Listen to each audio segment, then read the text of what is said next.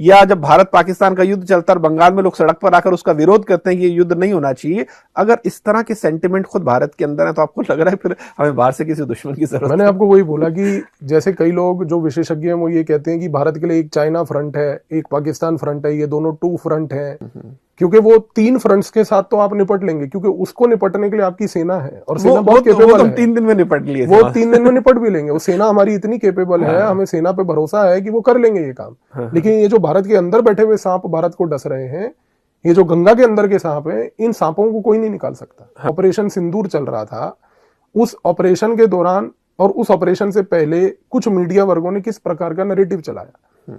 जब पहलगांव की इंसिडेंट हुआ तो उसके बाद एक पूरा यूट्यूब पे बैठा हुआ पालतू मीडिया वर्ग है जो सिर्फ यही चर्चा कर रहा था कि देखिए मोदी की तो हैसियत ही नहीं है पाकिस्तान को रिस्पॉन्ड करने की, पाकिस्तान के लोग आके चले गए, वो हमारे बंदों को मार के चले गए। यार तुम जैसे दोरपल्ली के यूट्यूबर, तुम्हारी कोई हैसियत नहीं है बात करने की।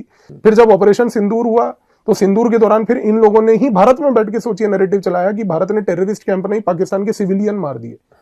यार पाकिस्तान का अगर सिविलियन मर भी गया तो तुम्हें इतनी सिंपैथी क्यों है उसके साथ? तुम्हें अपने भारत का जो सिविलियन मरा था उसके लिए तो सिंपैथी नहीं थी। कोलैटरल डैमेज तो हर जगह होगा नहीं। और अगर पाकिस्तान के जितने नागरिक हैं और वो सिविलियंस हैं, अगर वो अपने ही स्टेट को सपोर्ट कर रहे हैं कि आप टेररिज्म करो, तो जितना स्टेट रिस्पॉन्सिबल है, पाकिस्तान का आर्मी रिस्पॉन्सिबल है, उतने लोग भी रिस्पॉन्सिबल है। अगर कल को उनकी हत्या होती है तो हमें कोई सिंपैथी जनरेट नहीं करनी। लेकिन यहां पर एक भारत में बैठा हुआ यूट्यूब वर्ग जो है, उनको ज्यादा प्रॉब्लम इस बात से थी कि पाकिस्तान में सिविलियन मर गए। आप ये चीज को देखिए कि मैंने जितने इस मीडिया पॉइंट को एनालाइज किया, जो ये भारत के 0.5 फ्रंट का मीडिया है, इन्होंने एक बार भी उस पूरे डिस्कशन के दौरान ये चर्चा नहीं करी कि इस्लामिक टेररिज्म जो है वो भारत के लिए थ्रेट है, उसके ऊपर डिस्कशन हो।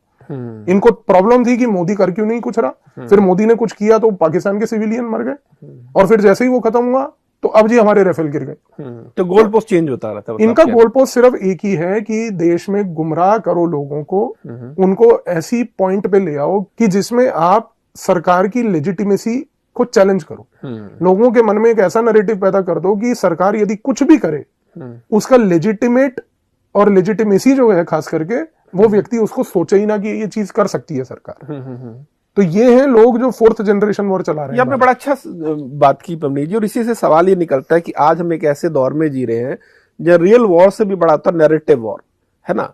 ऐसे में आपको क्या लगता है जब वॉर टाइम चल रहा हो तो किसी भी सिविलियन की या किसी एक जर्नलिस्ट की भी क्या ड्यूटी है कि वो अपनी सरकार को क्रिटिसाइज करते हुए किस बात का ध्यान रखे कि आपका बोला हुआ एक एक शब्द लोगों की साइकी के ऊपर क्या इंपैक्ट करता है। एक समय ऑपरेशन सिंदूर का जो था, इस समय भारत के अगर लोगों के प्रति हम एक सेंटीमेंट को देखें तो एक चीज ये थी कि एक जो नेशनल यूनिटी बनने की कोशिश हो रही थी कि सारा देश यूनाइटेड है, कि भारत की सेना के पीछे खड़ा है, कि जो आप कर रहे हो हम आपका समर्थन करेंगे।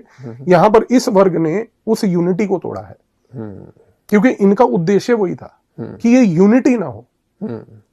क्या ये सिर्फ वीडियो व्यूज के लिए कर रहे हैं क्योंकि उनको लगता है सर्टेन ऑडियंस को शो नहीं? आपको लगता है इसके पीछे कोई और बड़ा ये कोई व्यूज के लिए नहीं करते हैं, क्योंकि इनके लिए व्यूज मैटर नहीं करते। इनके चैनल पे भी आप जाके देखेंगे ना तो इनके कोई वीडियोस में कोई करोड़ व्यूज नहीं आते हैं।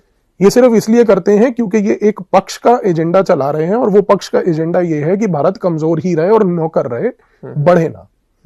इनका सिर्फ ये एजेंडा है कि देश में एक यूनिटी, एक कोहेशन, एक नेशनल कॉन्शियसनेस इमर्ज ना हो, क्योंकि जिस दिन ये हो गई तो वो देश के हित में काम करेगा। इनको वो देश के हित में काम नहीं चाहिए, इनको चाहिए कि एक राजनीतिक पक्ष के हित में लोग जो है उसके नौकर और गुलाम बने रहे। बिल्कुल बिल्कुल।